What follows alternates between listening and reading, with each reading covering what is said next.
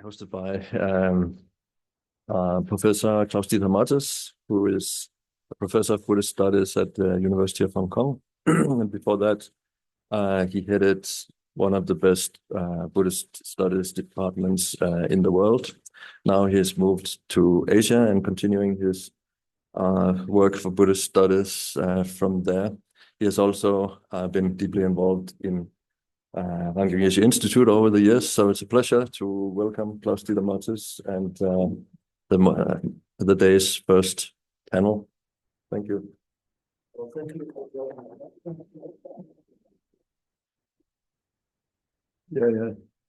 I'm sorry, because of a communication problem, I could not prepare. I was not aware that I have to be a respondent, so I will try my best, to cope with the situation. Our first speaker today is Professor Dr. We had changed the schedule. I'm sorry, it was Professor Dr. Daniel McNamara first announced, but we start this morning with Professor Dr. William Waldron from Middlebury College in the United States. William is a Yogacara specialist, has also written a very nice introduction into Yogacara philosophy, published by a Wisdom publication. And our research fields overlap a lot. Thanks for coming here, and I request you to give your talk. Good morning, everybody. And thank you for showing up early on a Sunday morning. And I'm very, very happy to be here. Thank you, Thomas and Dayan and everybody for inviting me. I have just some series of sort of thoughts and images about various things that are interesting me and perplexing me these days. And so the title of my talk is Wandering Through the Tower of Babel. So the most challenging and stimulating aspect of the 40 plus years that I've been studying and practicing Buddhism has been the proliferation of knowledge. We now know more and in more ways about Buddhist traditions than ever before. And this raises as many questions as answers. I just have questions here, no answers. Much the same can be said about our methods of generating knowledge. We've created a multidisciplinary Tower of Babel, in which our ever-increasing modes of knowledge become ever less able to communicate outside their subspecialties. I want to explore this epistemological pluralism using basic Buddhist ideas: dependent arising, dependent designation, affirmation of the conventional, and mere perception, vijnapti matra, as our traveling companions. Since our topic includes scholar practitioners, I'll begin with a short personal note. It's early July, and I just received the invitation to this talk. The morning sun is shimmering off of the rippling waves, sending vast arrays of light diamonds dancing across the expanse of Lake Huron.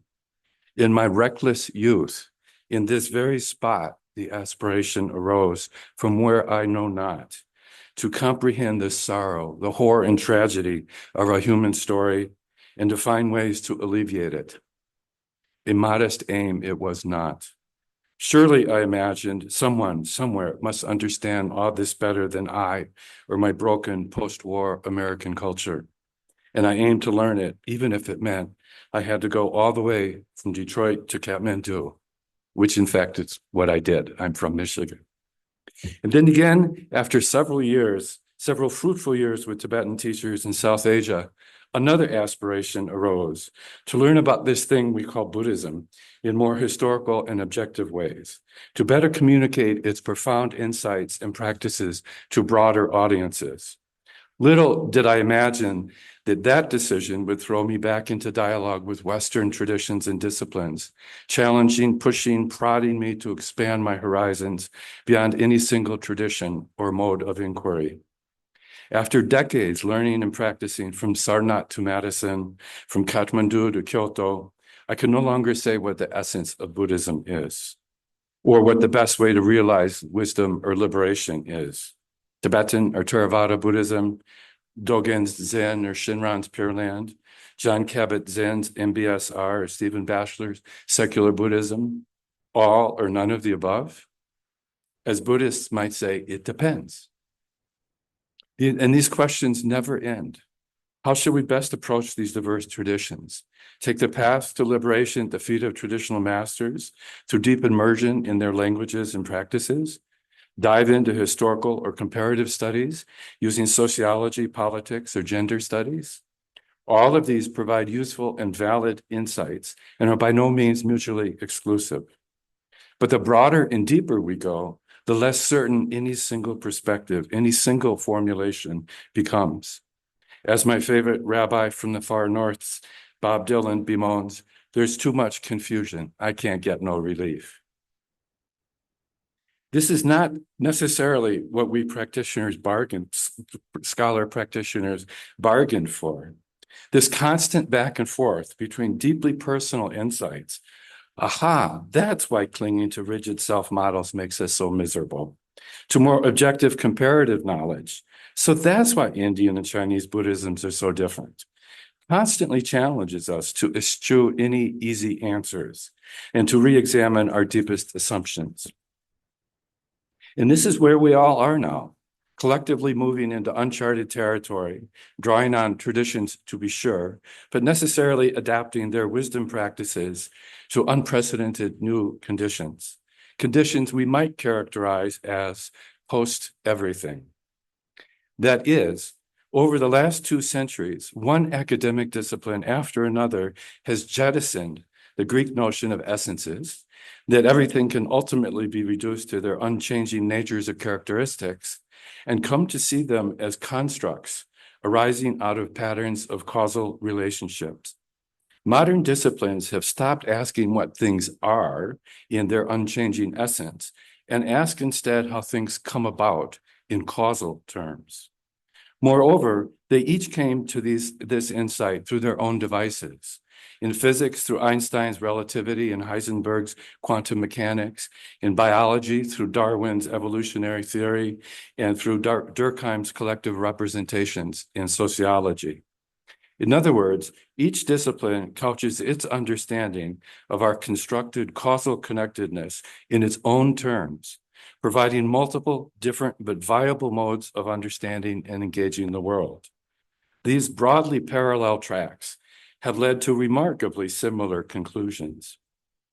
Interestingly, Buddhists have been down this long and winding road before, long ago, but not far away, in the profound teachings of the Perfection of Wisdom Sutras.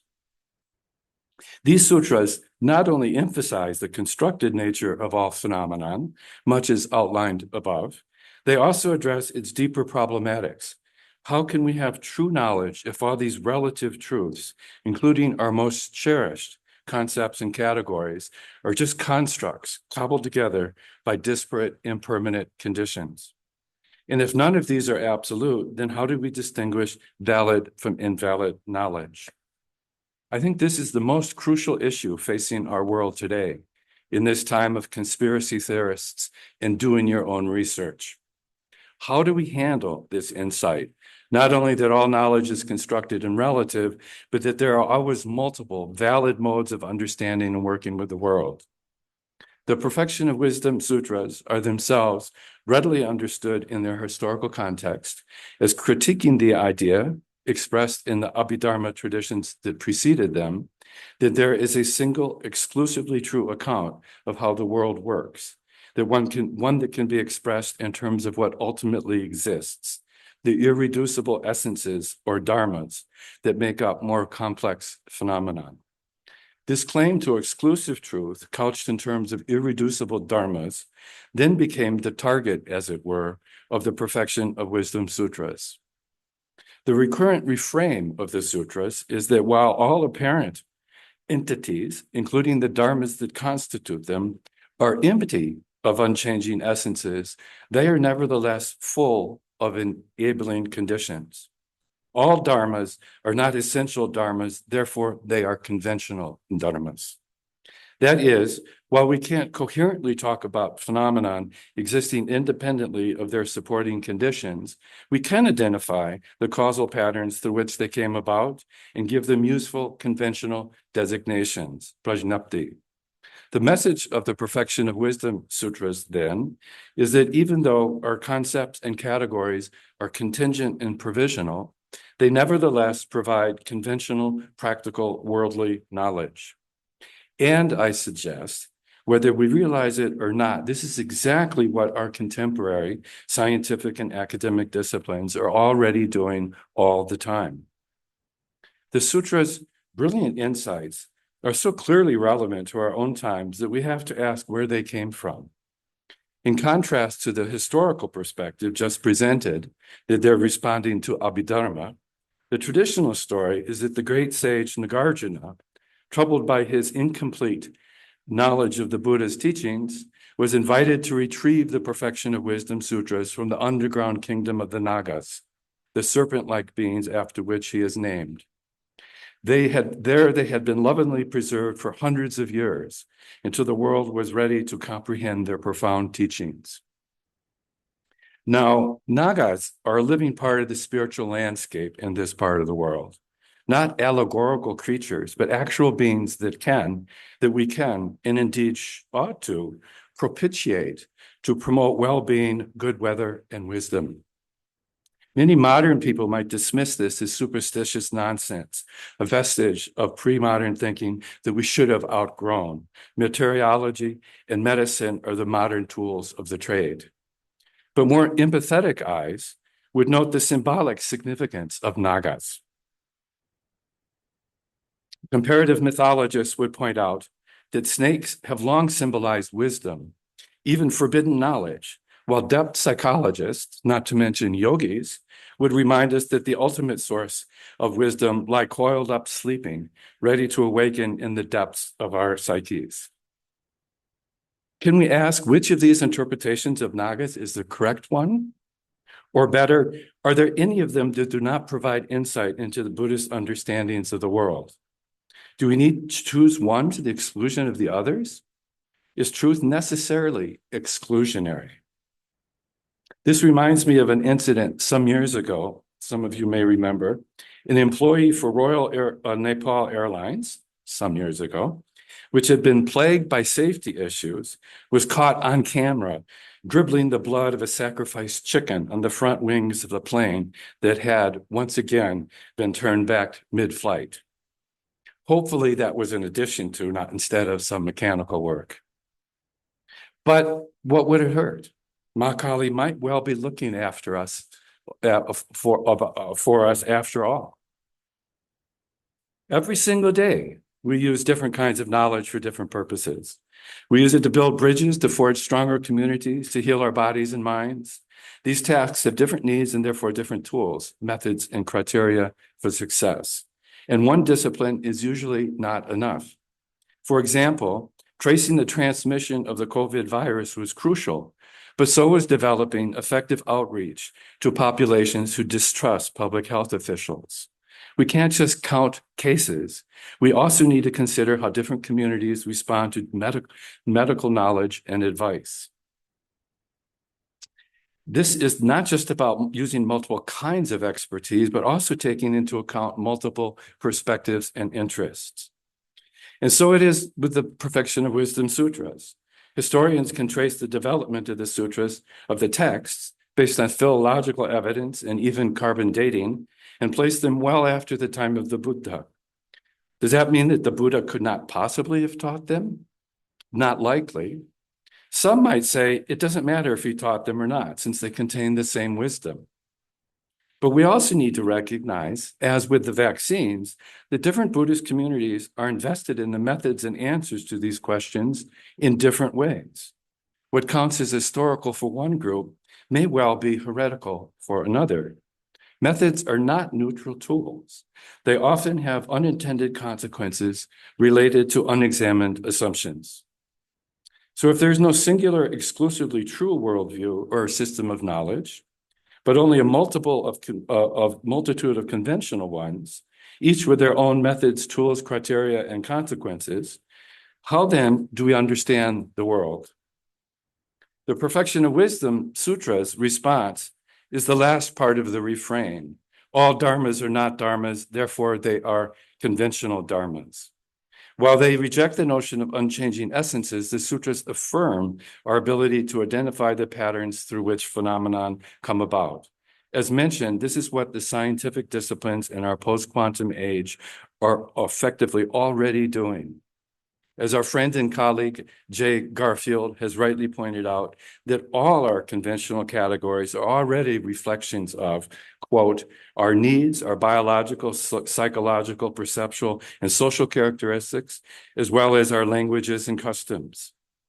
Given these constraints and conventions, there are indeed facts of the matter regarding empirical claims and the meaning of words. But there is no transcendent standpoint, Nagarjuna would insist, from which these conventions and constraints can be seen as justified, unquote. This is not a small point.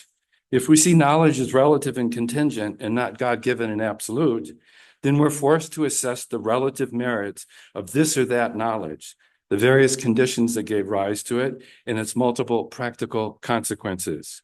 This is a time-consuming process of assessing and adjudicating multiple modes of knowing. It is also how science and, if I may, at times, democracy is supposed to work. It's messy, uncertain, and incomplete, also open to revision and refutation. Almost groundless, one might say. So far, all of this is consistent with a straightforward account of causality is understood by traditional Buddhists and modern scientists. Using various methods, we can trace out patterns of causes and conditions, connect them to their results, and act accordingly, depending on our goals. This Mahayana approach is clearly commensurate with contemporary thinking, which is one reason we can have conferences like this. But as clear-headed and pragmatic as all of this may be, I'd like to ask two more questions. First, we need to ask if causal analyses are sufficient. What about phenomena that might not be so clearly tied to causal processes? Thus, second, how might we talk about the unconditioned, which seems to transcend causality altogether? Let's first glance at the next school of Indian Buddhist history, the Yogacara tradition, which I do all my research on, as Klaus just mentioned. Yogacharans took these earlier insights into the constructed and hence empty nature of phenomenon and turned them decisively toward our own cognitive processes. The Yogacharans recognize that ordinarily we cannot get outside of our own bodies and minds in order to discern what is truly happening. As we know from quantum mechanics, we cannot observe anything without impacting what we observe. All knowledge is therefore inseparably related to our modes of knowing. Phenomena, then, are not just constructs in a logical or ontological sense. They are also constructs insofar as they are products of our complex cognitive processes, including our definitions, tools of measurement, and models of interpretation. This is fine as long as we are confident about the causes and conditions of our cognitive processes, such as what was assumed in earlier phases of Indian Buddhism. But what happens when we begin to question the causal conditions that give rise to our knowledge? When we realize that even these apparent causes and conditions, their classes and categories, are themselves also products of our cognitive processes. And so is that realization about our knowledge, and so on, all the way down. It's an infinite regress. And this is not working. But that one is. It's a long haul, makes you dizzy. We'll go back. In other words, it seems like we can't ever get past the products themselves, the mere appearances of phenomena, to see what's behind or beneath them. Its appearances all the way down. This forces us to jettison the cherished belief that our knowledge definitively represents states of affairs in the world independently of our knowing it.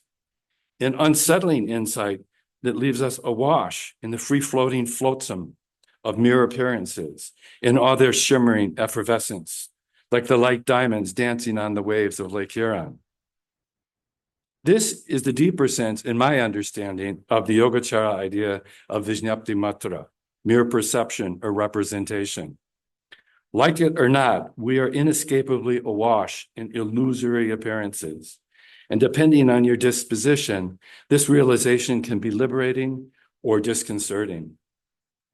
And from this, it seems a short step to entertaining the irreality of AI-generated content, as if this were not already obvious in our media-drenched digital age. Luckily, Mahayanists already realized that phenomena have no singular author, no definitive set of causes and conditions underlying them, and that ultimately they arise as free-floating appearances, untethered in any definitive fashion to specific facts on the ground. As the Perfection of Wisdom Sutras put it, phenomena are like an illusion, a mirage, a moon reflected in water, empty space, an echo, a dream, a shadow, an image in a mirror. This evokes what some may consider a transcendental dimension. What Vijñapti Matra and generative AI reflect in common is a subtle shift away from causal analyses based on discerning discrete components and the dynamic relationships between them to understanding their sheer appearance as a coherent event. All their apparently discrete components can be seen as mere aspects of an all-encompassing generative matrix.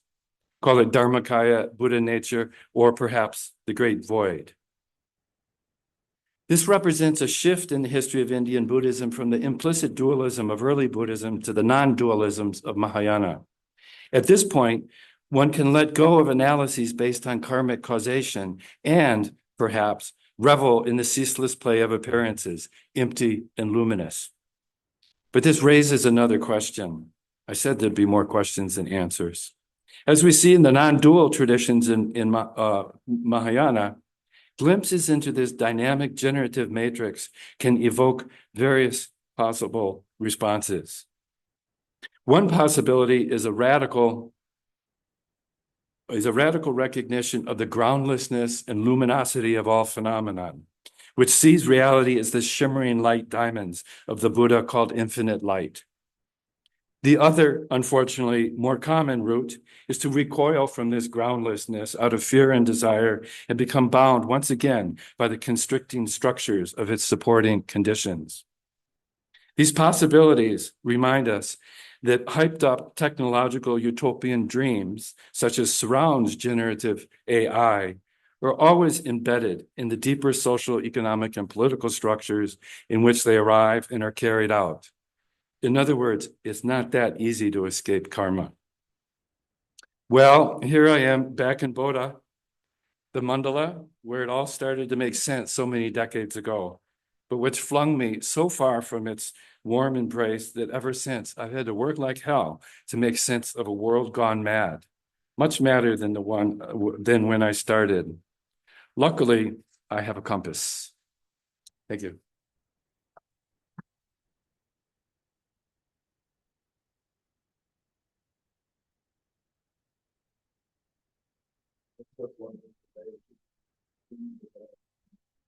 It finished exactly on time. Thank you so much. Okay, I would like to invite our next speaker. That's Professor Dr. Daniel McNamara. And you earned a PhD from Emory University and were a student of John Dunn, who is also present here in the audience. And you are now a professor at Rangjung Yeshe Institute here. And also we have a lot of common interest, like Ratnakara Shanti, etc. And we just had long discussions also on Yogacara at the Madhyamaka conference in Vienna a few months ago. Yeah. So please come to the desk and deliver your talk. Yeah. So this paper has two parts: a short theoretical discussion followed by some thoughts on the practicalities of translating in our current cultural climate. The theoretical section departs from the title of this talk, which is adapted from Walter Benjamin's 1921 essay, The Task of the Translator. There, Benjamin argues that a literary translation is a work of art in itself, rather than being, quote, merely a reproduction, albeit in another language, that is in some way saying the same thing as its source text. His article begins with the claim that a work of art, including translations, has no ideal recipient or audience. This is because art is not focused on, nor is it even concerned with, according to Benjamin, the attentiveness of any particular audience. Benjamin continues, no poem is intended for the reader, no picture for the beholder, no symphony for the audience. Benjamin then moves directly into a discussion of the purpose of translation. From this shift, we can infer that according to Benjamin, translation is an art, translations are works of art, and since, as works of art, they have no intended audience, we cannot treat translations as if they were intended for a specific group, such as, quote, readers who do not understand the original. Shortly after this discussion, in the same essay, Benjamin identifies translatability as a quality that some texts exhibit and that there is a spectrum of degree of translatability. We should note also that the target language plays a crucial role in this notion of translatability, but it is within the text themselves as well. Benjamin further stipulates that a good translation should, among other things, be based on a sufficiently translatable source language text. As for inferior translations, as opposed to good translations, Benjamin offers a straightforward definition: the inaccurate transmission of an inessential content. Interestingly, Benjamin concludes his article, his discussion, by describing intralineal scriptural and religious translation as the, quote, prototype or ideal of all translation. This indicates, at least, that art and religious translation, which for our purposes include Dharma translation, are not at odds. 12 years after publishing that article, in 1935, Benjamin published another influential essay, The Work of Art in the Age of Mechanical Reproduction. Here, to summarize, Benjamin argues that the definition of art and the methods for its production, reproduction must develop with the evolving technologies of their cultural milieu. Here, I propose another inference. If, per Benjamin, translation is a form of art, then we must also consider the state of this art in our current situation of mechanical reproduction. Our current situation includes open access text publications, as well as various pedagogical tools, such as the videos that Kempo Pema Osa published during the pandemic, which he described yesterday. And also on the practical side, it includes searchable scans of dictionaries, computer-assisted translation or CAT tools, such as vocabulary-based translation tools found in THDL, Steiner's Dictionary, and so forth, translation memory systems, and of course, various forms of AI. Particularly in this context, I highlight Dharma Mitra as the only Dharma-focused, specifically Dharma-focused AI system of which I'm aware. Perhaps others can enlighten me, and also Cloud AI, among others. I bring up these publications from Benjamin in part so that we can properly locate ourselves. Specifically, I want to highlight the fact that these conversations about art and translation, and more specifically here, translation and technology, have been going on for well over 100 years. Both of Benjamin's articles predate the Turing machine, to say nothing of other translator and translation-focused technologies I've mentioned so far.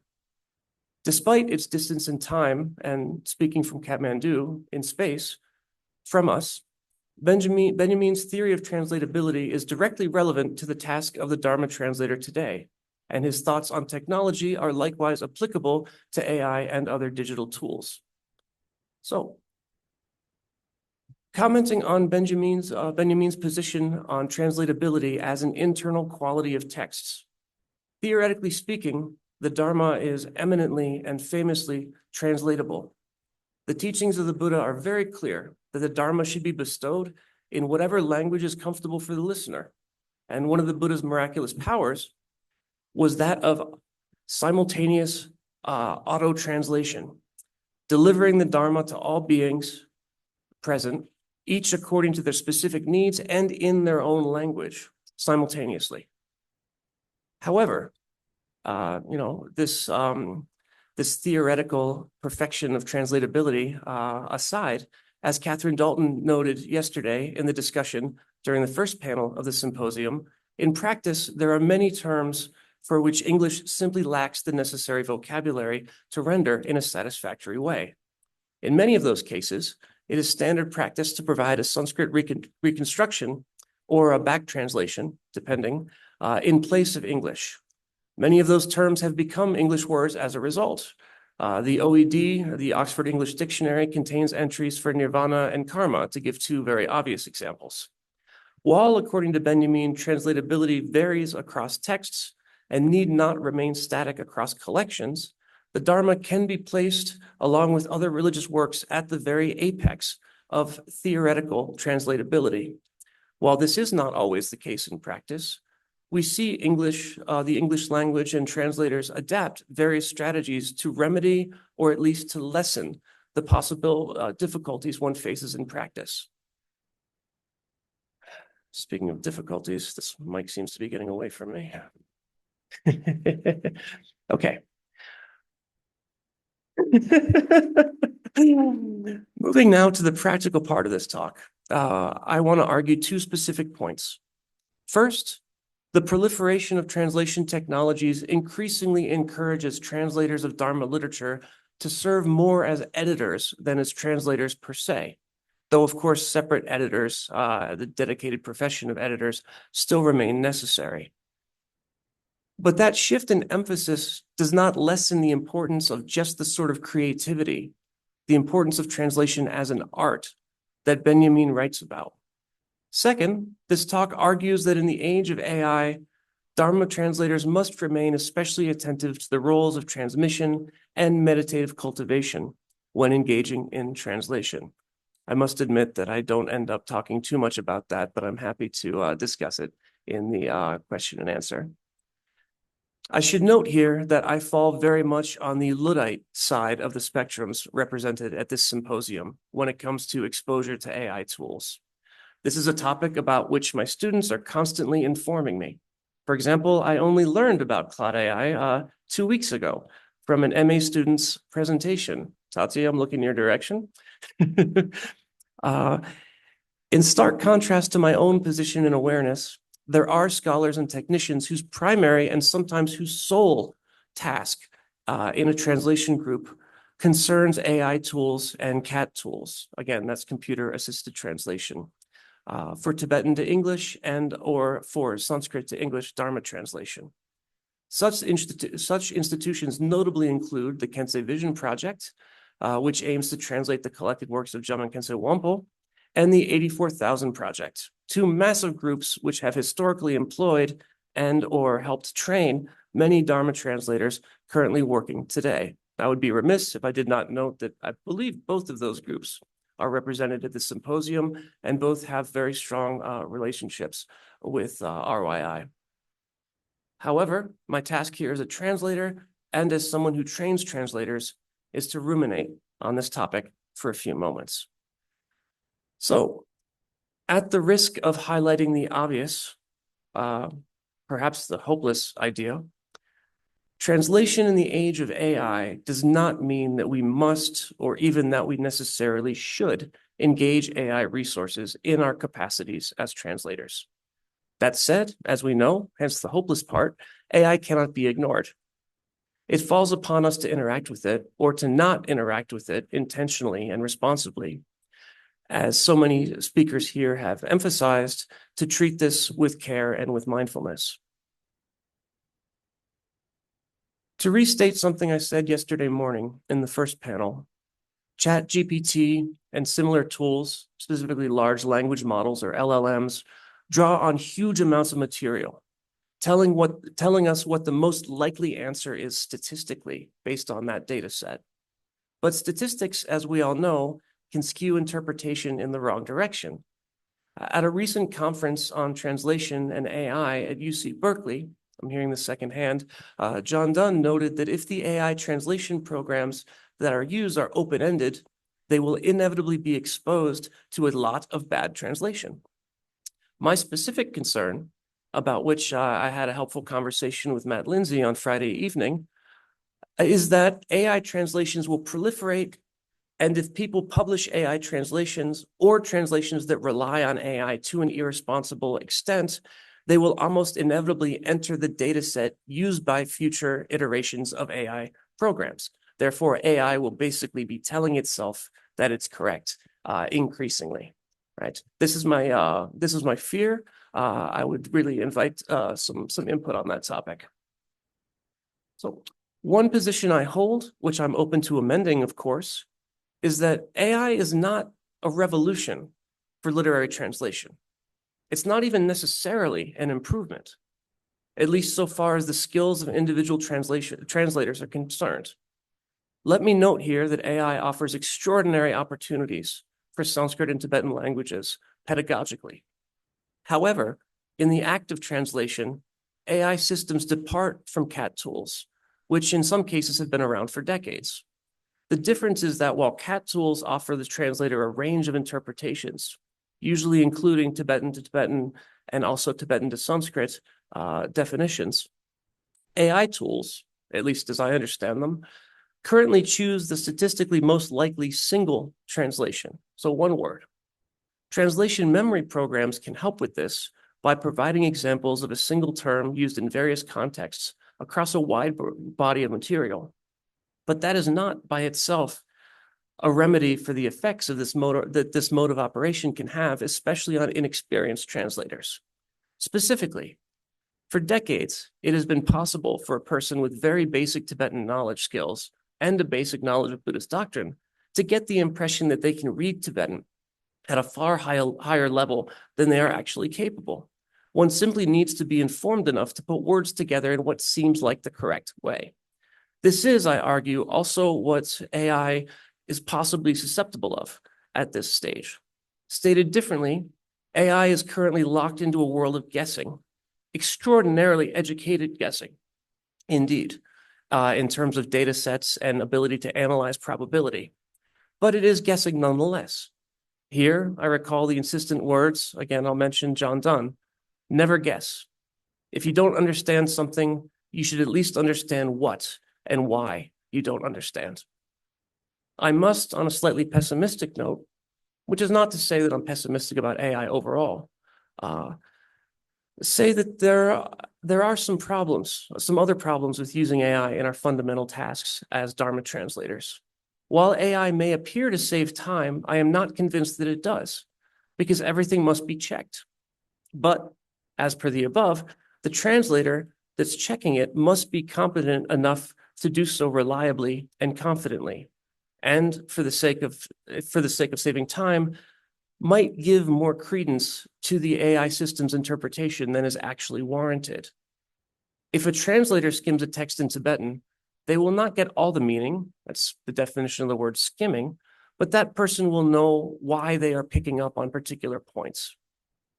By merely reading an AI output, even a fairly sophisticated one, a translator will have to check any apparently interesting points against the text, because the points may stand out and appear interesting precisely because the AI program has mistranslated, because of some kind of incorrect misinterpretation.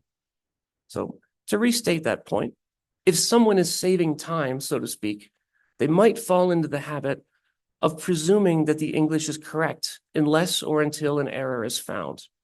It might be the case that the English is correct, or it might be the case that if the person looked more carefully, they would find more mistakes.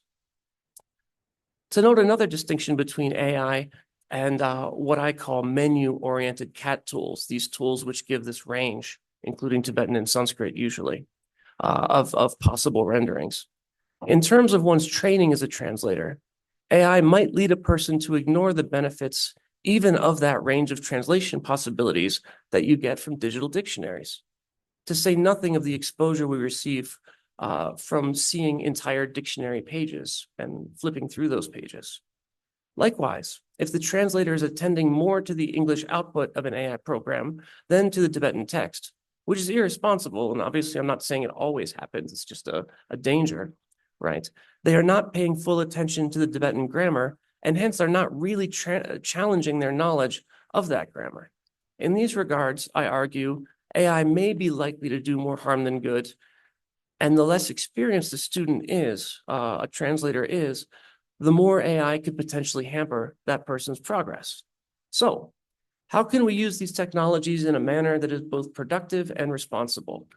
They can teach vocabulary through a different mechanism than a paper dictionary, when one is constantly exposed to words one was not looking for, by giving various grammatical declensions, conjugations, by demonstrating relations between words, especially in the context of translation memory.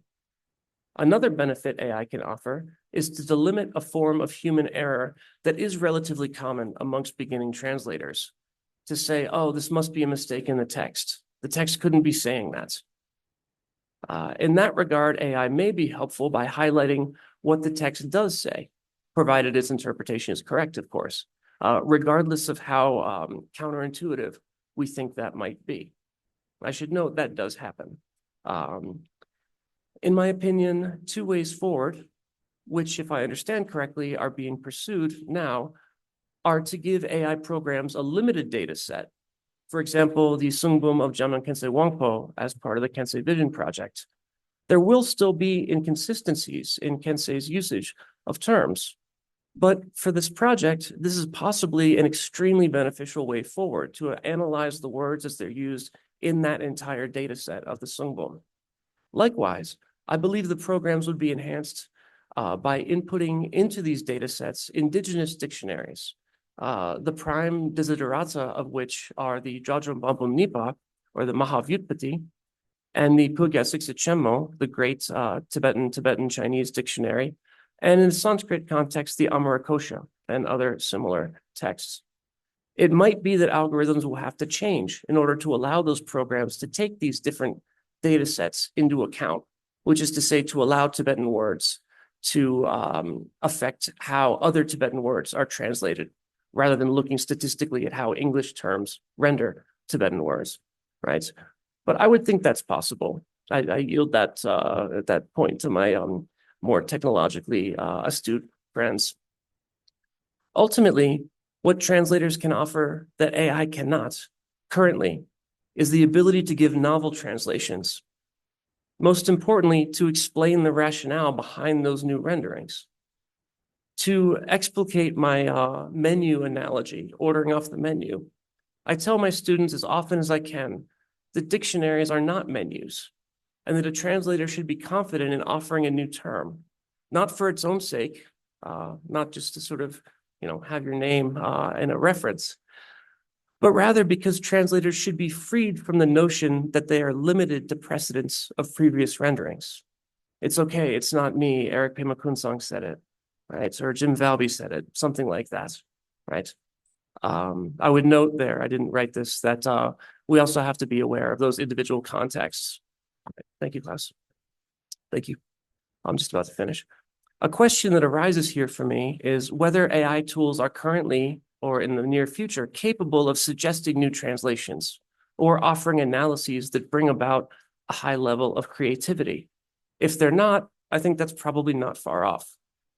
So I've tried here to give a balanced view of the place of AI as technology in translation and translation theory, and to offer some notes on the usage of AI that experienced translators and also translators in training might be able to use. So I hope this is helpful, and I look forward to our conversations. Thank you very much.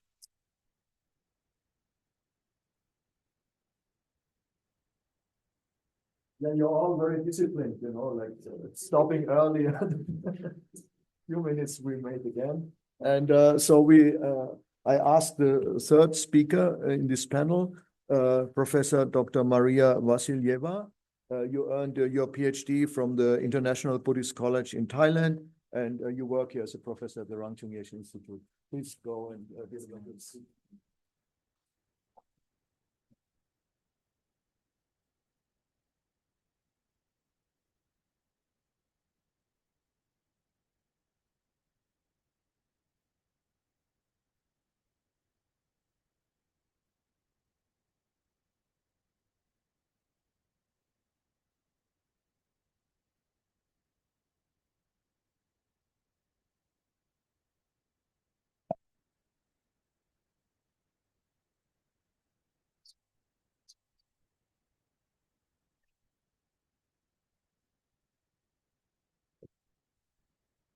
Okay, hello everyone. I'm really surprised to see you all. Sunday morning, first panel. I thought there would be no one, so just have coffee and go home. But since you all came, I'm supposed to speak now to you.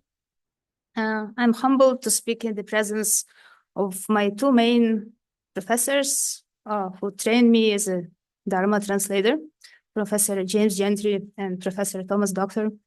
And their presence also makes me a bit nostalgic of the times when I was a student. And those problems I will speak about today were not yet here. You know, those times when if a professor was given us an untranslated text, it was an untranslated text. And I had to struggle with it to prepare for the class, you know, morning class with Professor Thomas Doctor. I remember we were translating a very difficult Madhyamaka commentary. Was it Eighth Karmapa, Mikyo Dorje, Ninth Karmapa, Avanchuk Dorje? You know, like with Thomas Madhyamaka genius, you know, early morning, cold, yeah, Kathmandu, here, I was trained here, yeah, at RY. And then you come to class after a one-night struggle, and Thomas like, okay, read your translation. No, this is not it. Okay, now you. This is not it, you know? It's like I feel like I struggle so much and still it's not it, yeah? So, but now when I think about those times, I feel a bit sad, you know, that those times are gone. Why? Because now we have literally what is called artificial intelligence. And actually, I'm surprised not to see more of my colleagues here in the room and also more of our translation MA students, because actually the things we are discussing, they're very relevant to our work. So basically, they're changing our work fundamentally. Yeah, so this is basically what I want to speak about today. So just to give you, I don't know, it's like still turning away from me, I don't know. Hello. Yeah, just to give you a perspective. So Buddhist studies training is my second training. So before that, I was trained in international relations, political science, and specifically as a simultaneous interpreter from French. So, and I worked in conference interpreting before. So then I came to study here, and I was trained as a Dharma interpreter, finished TTP, translators training program, and also then translation MA. And then I went to Thailand to study with Professor Mattia Salvini, where I did my PhD. But also it's all like the actual study is focused. Yeah? So I'm not a philosopher. I'm a translator and interpreter. And okay, change the guy because it is tired.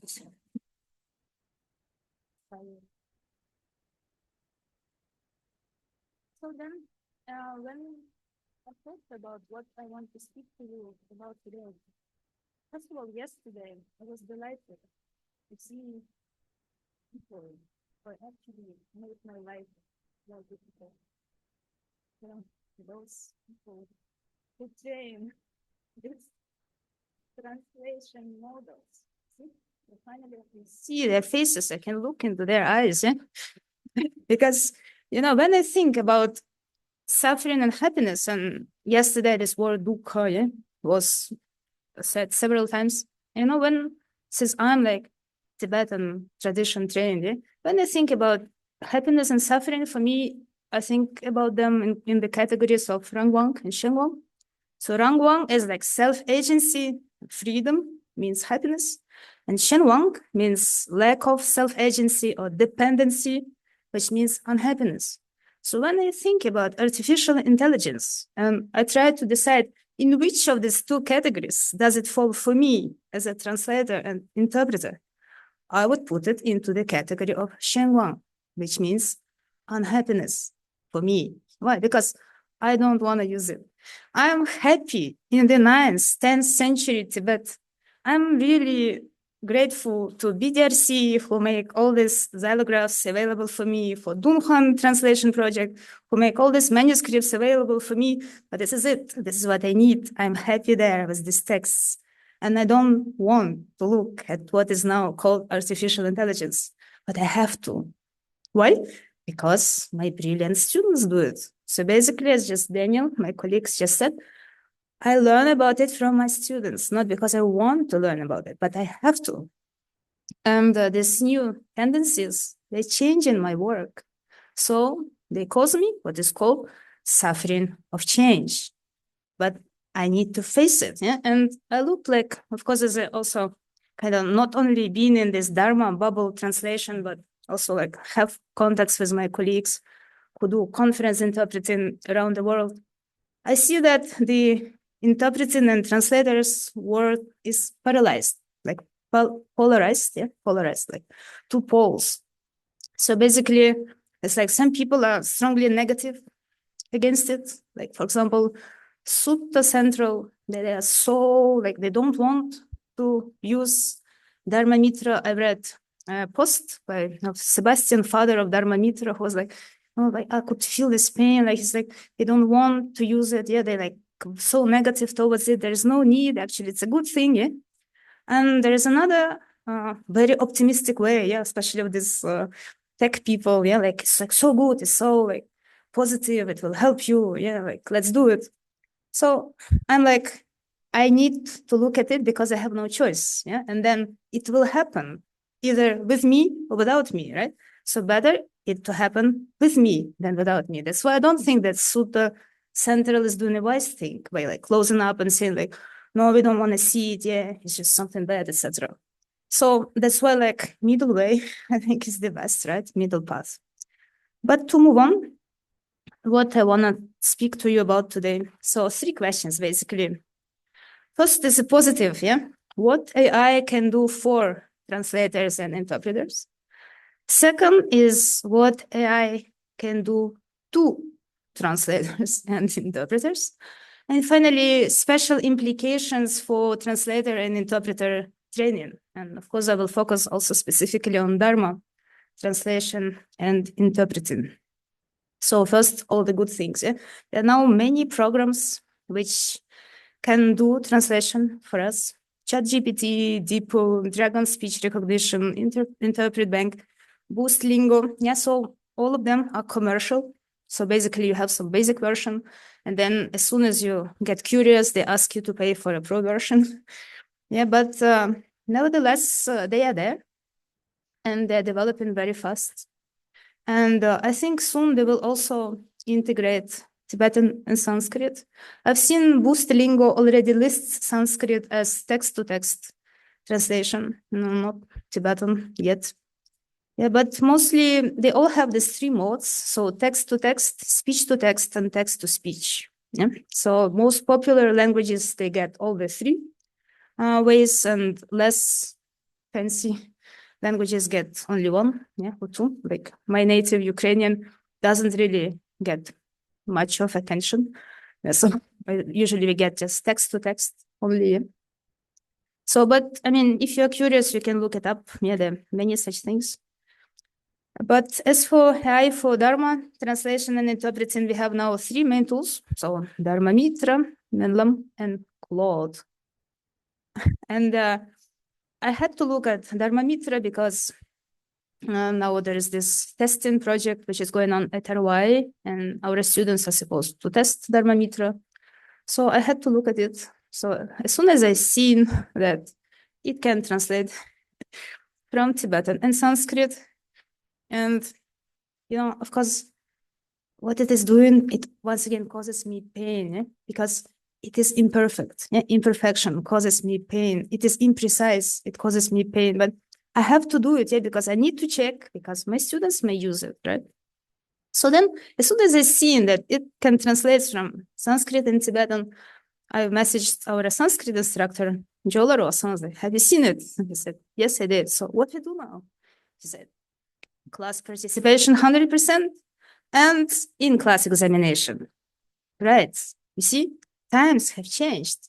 No more we can rely on independent translation project as an assignment. No more we can rely on home take exam in translation as an assignment. Also, I have big problems with what will be the value of translation MA degree soon. right? Because what is translation MA?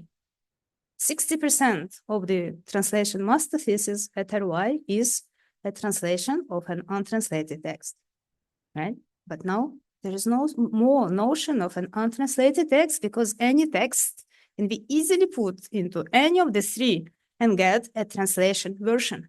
Okay, yes, it is imperfect now. Yeah, it's like not good now, but still, this whole perspective of a text being untranslated has gone, has disappeared.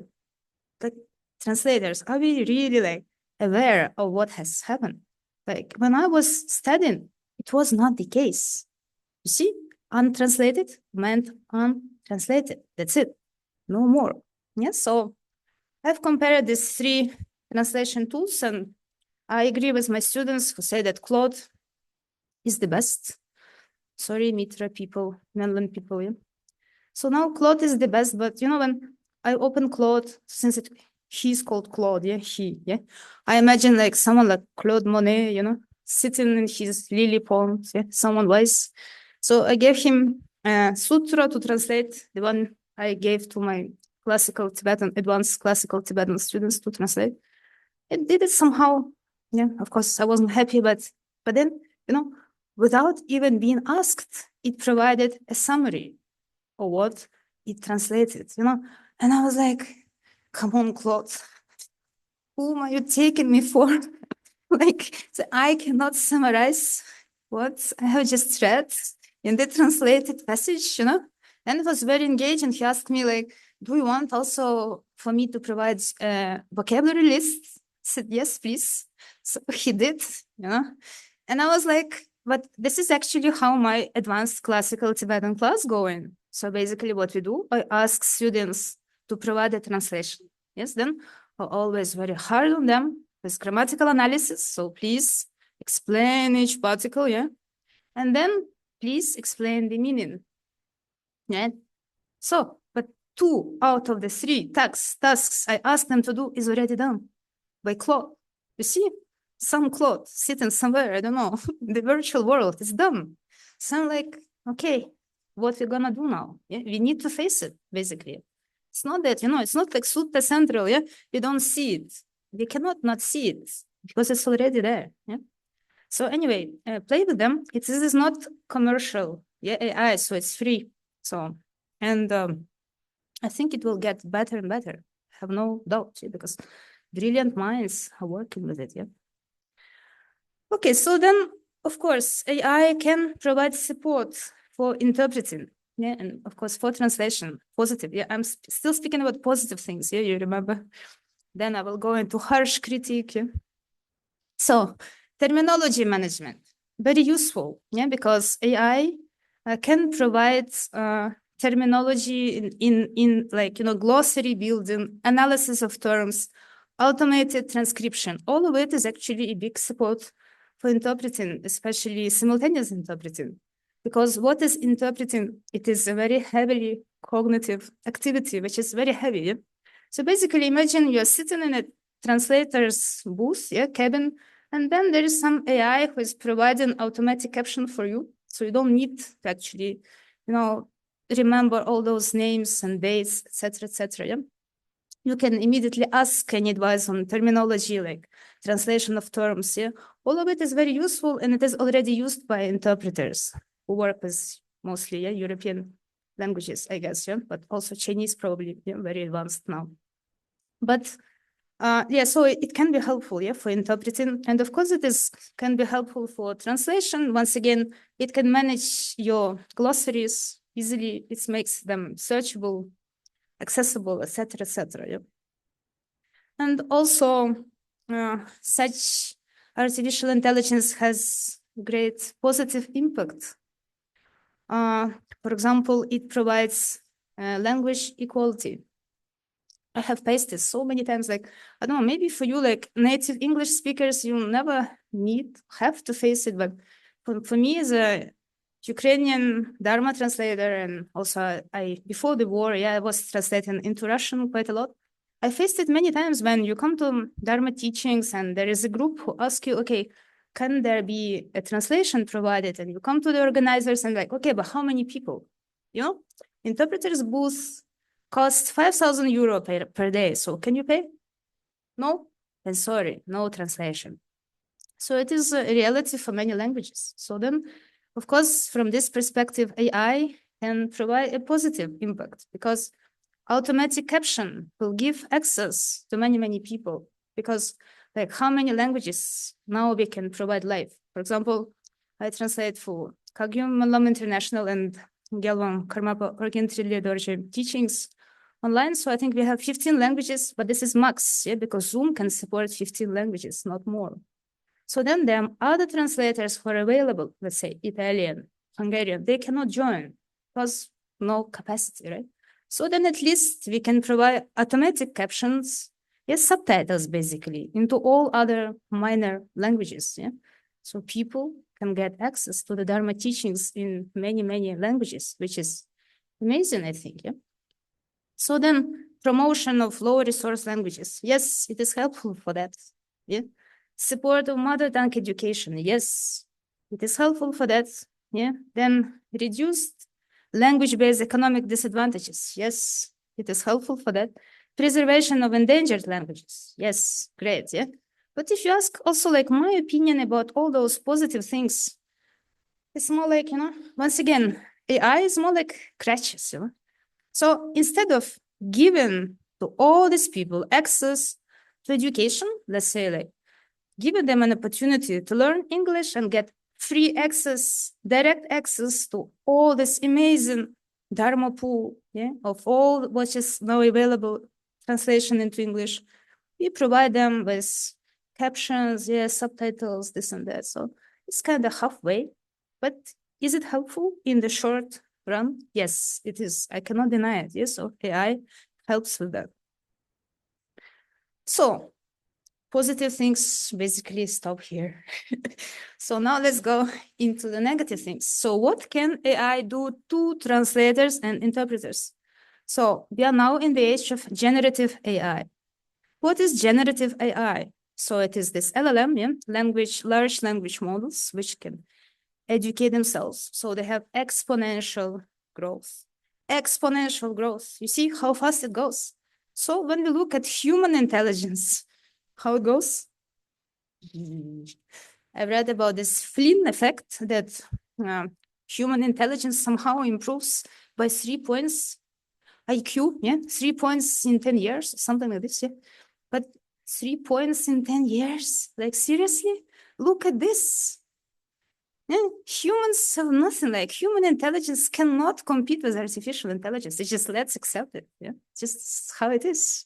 And also when we speak about translation and interpreting, it's not just any type of intelligence, it's very specific linguistic intelligence.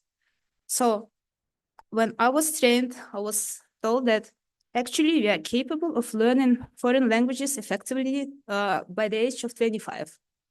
After the age of 25, our capacity to learn languages drastically diminish. So already in the 40s, it's almost impossible. 50s, I think, impossible to learn a foreign language because this linguistic capacity is limited and it is decreasing with age. AI doesn't have such a problem. Yeah? Can learn all the time. So then now also it is developing very fast. If you ask why, time and money. Yeah? How long does it take to train and translate or interpreter?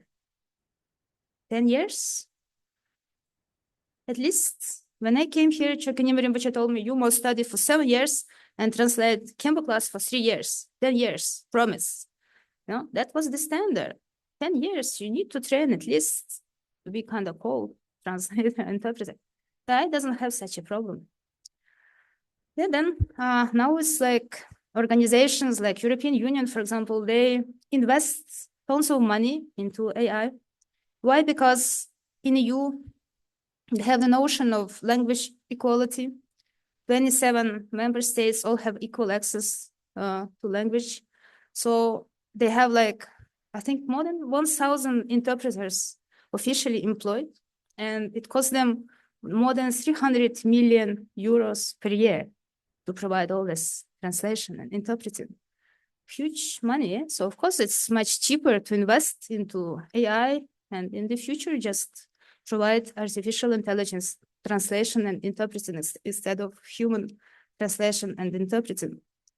So then, I've heard yesterday AI people complaining that they don't have enough funding. And it made me think like, how much funding do we have in human translators training? Like here at RY, Sadra withdrew, right? We only have one foundation, Cancer Foundation. Eternal Chapter Law, the only organization who is supporting translators training. And they do not even provide full scholarship. Yes, they only can cover half of the tuition of our translation MA. That's it. It's only one organization. So then when, you guys speak about less of interest in Tibetan translation, I would strongly disagree. I know many students who would like to do it, but they cannot afford it because it is expensive. And just think about whole motivation behind it. Yet people want to study something completely useless. Tibetan language is useless from worldly perspective. What you do with it, right? And also, when I hear about like Tibetan interpreting, like I need to ask which Tibetan. There's so many Tibetans. So what Tibetan do you train that AI? Is it the standard Tibetan? Guess what? Tibetans don't speak standard Tibetan in Tibet. They speak all kinds of Tibetans, but not standard Tibetan. It was invented in India, in Dharamsala. Yes, surprise. So which Tibetan are they training AI to speak and recognize? I guess the standard Tibetan, right? So yes, of course, humans will learn how to speak to AI in standard Tibetan for it to understand. It's more like, one of the best Lopans of our institution, Lopan Chupergemso, will speak to you today. So our Lopans, they learn to speak to us, interpreters, the way we understand, right? So they speak standard Tibetan slowly, nicely, for us to understand. Same way, we can learn to speak to AI. But I mean, why? Why we do not put this millions of euro? Hamburg University got a grant for AI and translation. I rejoice. I have friends working there, so very glad. But probably they would just give a little bit into human translators training. Actual people who can do it much better, right? No, it's not fancy. AI is fancy. So like, see my pain, Okay, sorry. Okay. Well, it's like my colleagues spoke less, maybe I can take a little bit more. Okay, good. So then, what are the drawbacks? There is this vicious circle of technology dependence. So what happens? So just, when I'm thinking about it, I'm thinking about a baby who's trying to walk, So imagine if you just immediately give some wheels to the baby, he or she will never learn to walk, right? Or a bird. You give some helicopter, the bird will fly in the helicopter. The bird will not learn how to fly, right? And then it's this constant dependency. So basically what happens? Humans become more and more stupid. I agree with Kempo Özer. There are less and less scholars because people get less and less stupid. Why? Because they do not train their brains. Why they do not train their brains? Because they're dependent on technology. The more they depend on technology, the more technology comes in, right? Vicious circle to substitute for stupid humans. Bravo, here we go. So basically, we make ourselves more stupid by depending on AI, and then AI comes there to help us because we're already incapable and dependent on it. This is how I see it. See gloomy. Okay, so then if you ask me, will AI take over translators and interpreters? I'll say yes. First over translators, then later on over interpreters. So that what Daniel mentioned today, that translators will be more like editors. Yes, why not? Because we do not care about our own capacities. If we do not develop ourselves, yes, sooner or later, There are many risks of AI. Actually, I do not really want to cover it. Like, for example, bias. People have these illusions that, for example, AI is unbiased. Humans are biased. Actually not. AI is also biased because it is trained based on models, which also have their own bias, right? So there are also cultural nuances, context, all of it, AI is not good in it yet, But I think it will get better and better. Okay, and now the biggest pain. So what about scholar-practitioner, Dharma translator and interpreter? Because we are taught here at RY that Dharma translation and interpreting is very different from any other translation and interpreting. Why? Because Dharma is a path to liberation and omniscience, right? So then how do we need to translate the Dharma? Bodhicitta motivation. Yeah? Why I'm doing it? I want to lead all the beings to enlightenment, to Buddhahood. Yeah. Then we take, as James said yesterday, yeah? We take Dharma translation and interpreting as practice. We do it with devotion, with insight. And of course, there's always this standard. You see, a flying guy, that's my favorite, the Slotsawa Yeshide. He could fly in the sky like a bird. Why? Because he had complete realization of Vajrakilaya Tantra he received from Guru Rinpoche. This is the standard, you see? Accomplishment. This is the level of accomplishment. So this is the role model I was trained on. Yeah? This is how I should be. See? So then spiritual attainment is a prerequisite for a successful Dharma translation and interpreting. Okay, so what about AI? Does it have bodhicitta motivation? Or maybe it has some spiritual realization or insight, maybe devotion? Yes, answer is what? No. Right? So then my reaction, was I cheated? If it is all not needed, and Claude Monet is as successful in translating a sutra as I am, right? Then thank you and goodbye, basically, right? Okay, so then implications for translator-interpreter training, I already mentioned it. So we need to be aware, change our assignments. Yeah? So no more take-home examinations, no more independent translation, it's all gone. Yeah? We need to change evaluation criteria. Also, we need to think about standards. Yeah, sometimes it's said like humans as a golden standard. Now, yes, we still have scholars and translators. You've seen Dr. Catherine Dalton translating on stage. Yeah? She's doing, she's manifesting this effortless mastery. So like, when you look at her, it may seem like so easy. It's like years and years, painful training. You cannot get to the effortless level without effort. It's just impossible. This Lope Lam, this Shaiksha Marga path of training should be there. Okay, I'm finishing. Yes. 1 minute. Okay, thank you. Yes, so basically, in my opinion, we cannot reach the effortless level without any effort.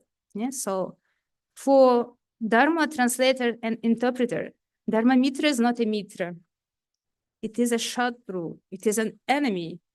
Why? Because if our students use it while preparing for in-class translation, which is very tempting, right? Like it saves time. Like, why don't I just, give it to a Dharma Mitra to translate? Yeah? Easy. Actually, this is it. This is the end of translator and translator training. Yeah? So we need to be very clear with our students. I'm glad there are a few of them present now, that if they want to become qualified as Dharma translators, they should not use it at the time of training because it is not helpful. Definitely not helpful because, they're like as those brilliant birds which are ready to fly. AI takes these wings away, right? So they need first to train how to fly. Then yes, they can use whatever AI for their work as interpreters and translation. So am I pessimistic, realistic? Yes, more realistic because this is just how it is. Yes, so I just take it. I cannot ignore it. Definitely I cannot ignore it because it's already there, right? That's why, yeah, realistic. Yeah, Shen Wang, suffering, but still realistic. So this is it. And of course, do you have any questions? And my favorite is this one. Thank you, cats. Thank you.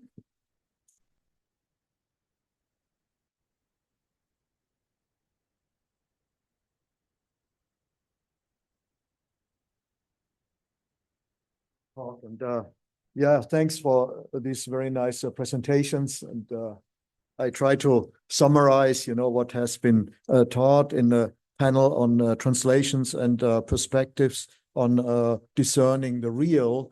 I was trying to make a little bit sense out of the title, but does it mean that we translate like after we have discerned the real, or how do we combine this?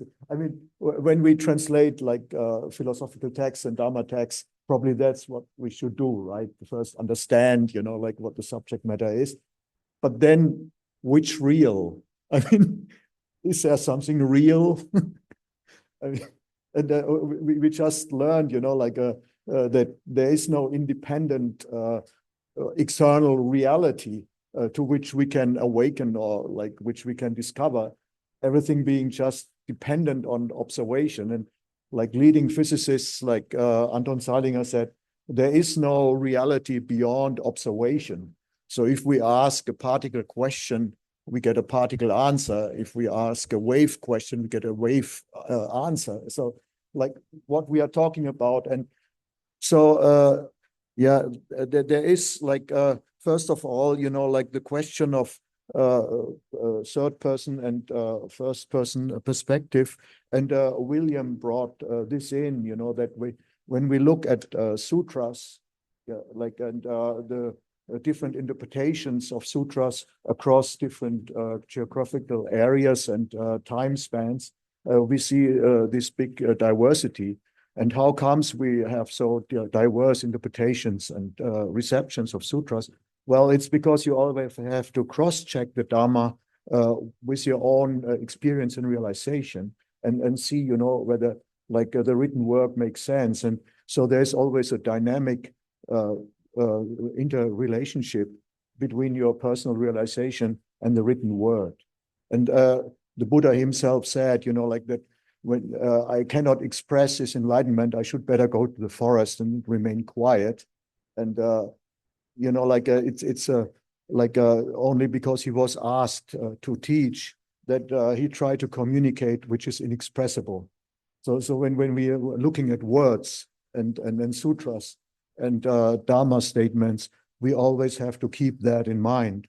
And then we like went nicely through the development, the historical development from Prajnaparamita to Yogacara. And yeah, like we like came to the conclusion that everything is just a representation on a cognitive interface, and that we cannot somehow get out of our brain, body, mind complex. So everything is just an interaction between these. And it's very difficult to gain any independent knowledge of something outside. And that's a very important point when we talk about AI. In my opinion, there are two ways of looking at it. I like James' approach that, well, it's just using a tool. And in the Stone Age already, we started to use tools, right? And so we are just using more advanced tools.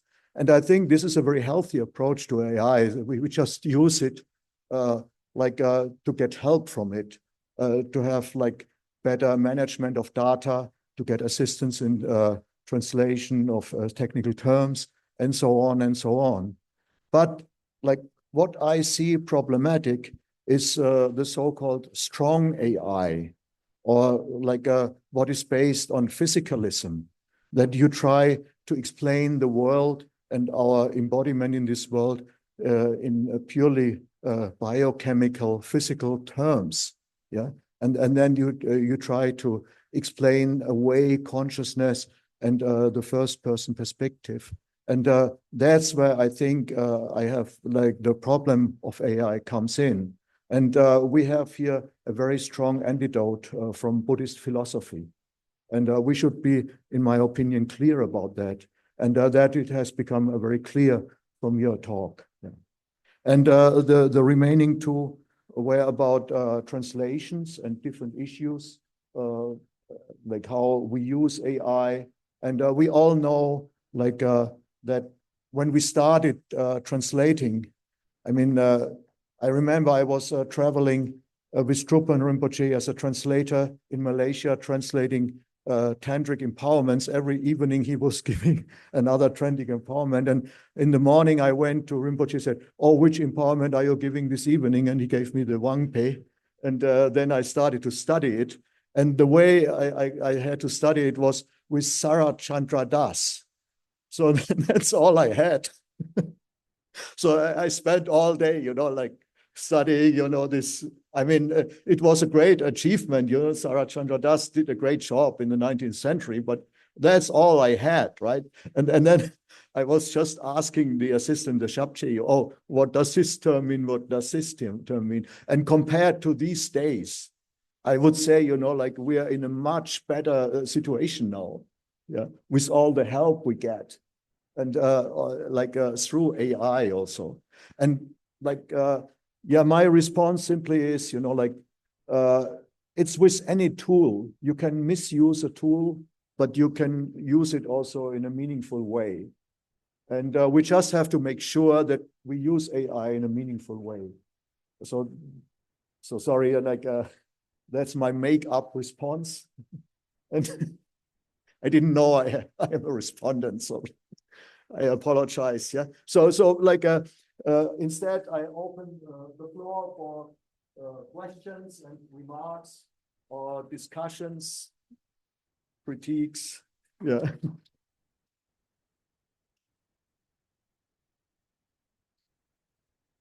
So who likes to start?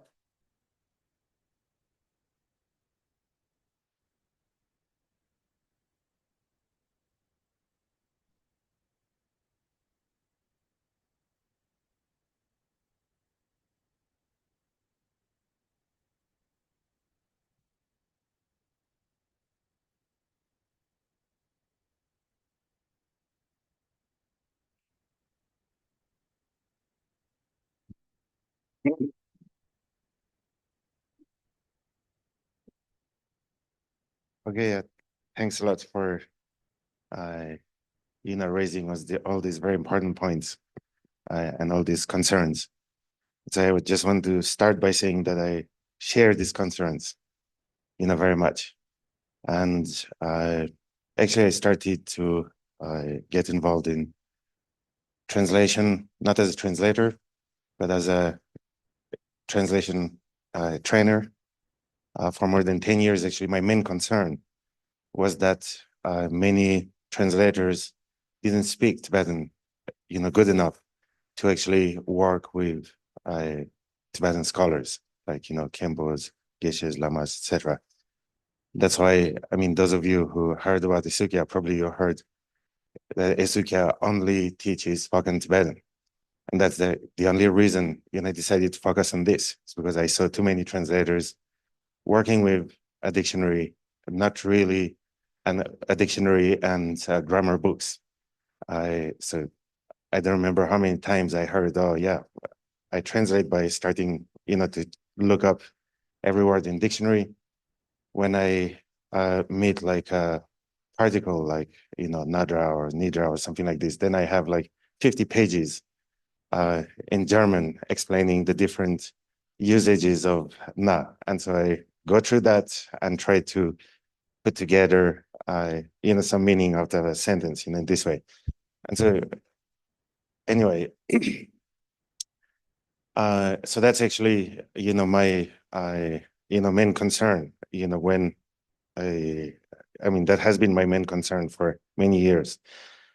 And in terms of, I think maybe let's start with, the main struggle, I saw with both like translation training schools, programs, and, translation students was not having enough funding for the studies and not having the prospect of a career, lifelong career.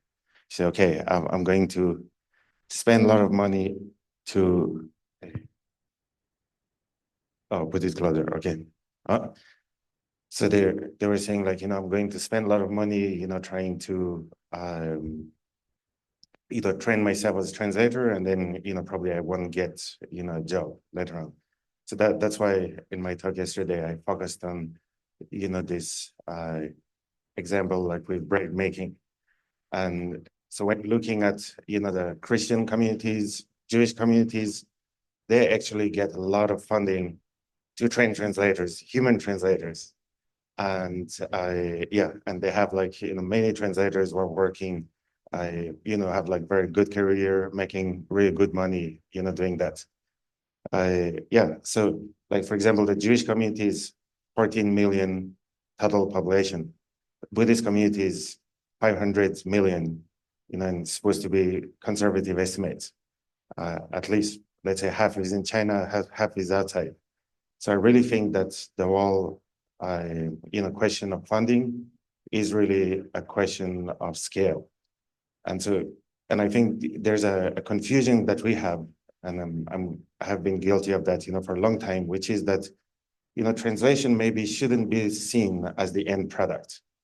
And even in the, Tibetan, if you look at, the Tibetan, Buddhist world, Tibetans don't read translations that much.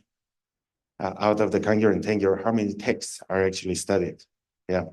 So translations, that's why I use the, analogy of raw dough.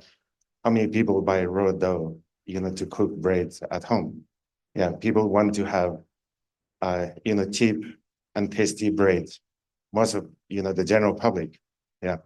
So I think really, if we can, start to focus on making the content of translations more relevant, easier to buy it, and cheaper, for the general public, then the scale will bring resources, for, translators. Yeah, so that's a point I wanted to make. And in terms of, models, so basically these days, like, Claude and Gemini, etc., they're spending around, 1 billion to train each model. Next year, it's going to be around like, 10 billion per model, like the estimates, and then it's going to move to hundreds billions, for each model. Now the big companies like Oracle, etc., they're setting up nuclear plants, private nuclear plants, just to train models. So, the Malam and Mitra model that we have trained, for the training, we spend around $20,000 US. So we have 1 billion on one side. And so basically these are going to get better and better. Yeah. And the main concern we keep hearing is, is the AI translation really grounded in, how can we make, AI to ground the translation on real data? So that's actually the main problem we're working on. So now maybe you heard about like agents and these kind of things. And so, yeah, one thing I think is important to know is that LLMs don't contain all the data they are trained on. There's a size ratio, between training data and model of, I think for telemetry, it's something like, 12,000 times, smaller. So the training data actually is like, compressed. There's only the key inside. I mean, it's not all the information. So now what we're working on is to add real information. So basically for example, when translating a text, we get all commentaries and dictionaries and papers, written on the passage that is going to be given to AI. And so we give, more external information so it can, ground, the translation and real explanations or teachings. Yeah. Well, thank you very much for all this information. Do you still have a question for our speakers or no? Yeah.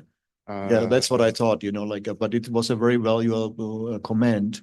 Do you like to comment? No. Are there other questions? Yeah, well, I was only wondering if somebody else also has a question. But otherwise, you please continue. Yeah, what you're saying. Yeah, sorry to interrupt. Yeah, so I just had a last point I wanted to make is in terms of translation training. So I've designed actually myself several, translation training programs. And I've been looking at, for the past few years, I've been looking at, what is done in, big translation schools, mainly in Europe. And I saw a shift, from translation training to post-editing training. So now post-editing, so basically working with AI, has been in curriculums in big, like translation and interpreting schools in Europe for quite a few years. So I think it would be interesting to look into that too. That's it, yeah. And my last comment is, is translation a mean or an end? And so I like to think it's more a means than an end, and that the end is really getting, the Dharma in as many people's, hands as possible. Yeah. Yeah. To respond to that?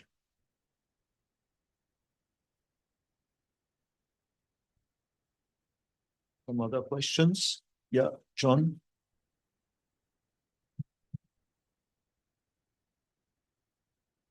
There was really a great panel.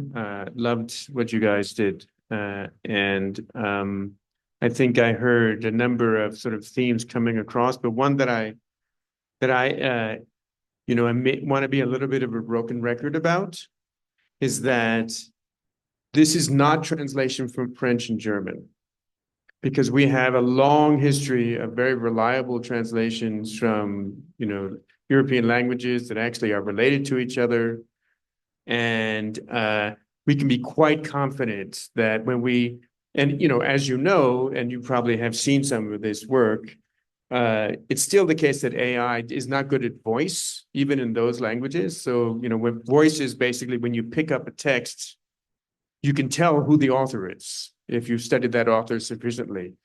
You definitely can't do that with AI translate. Kurt Kortzler actually told me, yeah, no, we can't do that yet. You can't, like, if you read Tsongkhapa or you read Koramba, you can tell you're reading one or the other. Translation into English, you can't tell, the machine translation. So that's, one issue. Even in those European languages, voice is still definitely an issue. But setting that aside, just the question of voice, because we don't want Tsongkhapa and Koramba to sound the same in English. They should sound different, right? And so someday they will, maybe, with machine translation. But to get there, the first thing we want is that the translations have to be accurate, which means that we have to be training on accurate translations, and we're not doing that. It definitely means it either means we train on accurate translations or we correct them later. But someone's got to know the right interpretation of the text.